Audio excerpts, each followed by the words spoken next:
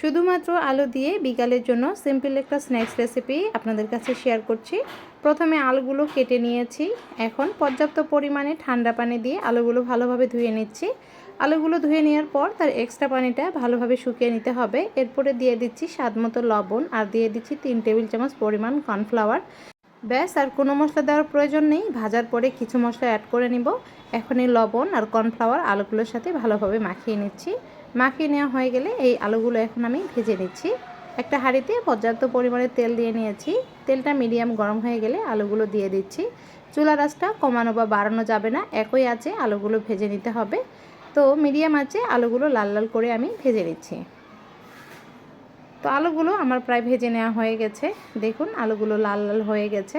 আর cornflour দেওয়ার কারণে আলুগুলো কিন্তু অনেকটা মুচমুচে হবে, অবশ্যই কর্নফ্লাওয়ারটা দিবেন। তো সবগুলো আলু আমি ভেজে নিয়েছি। এখন অ্যাড করে দিচ্ছি মশলা।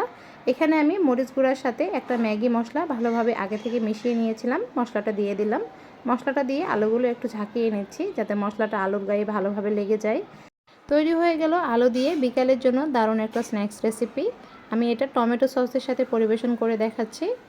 আর আপনারা চাইলে এখানে কালো গোলমরিচের গুঁড়াও অ্যাড করে দিতে পারেন, সেটাও দিলে কিন্তু খেতে ভালো লাগে। তো এই ছিল আজকের রেসিপি। সাথে থাকার জন্য ধন্যবাদ সবাইকে।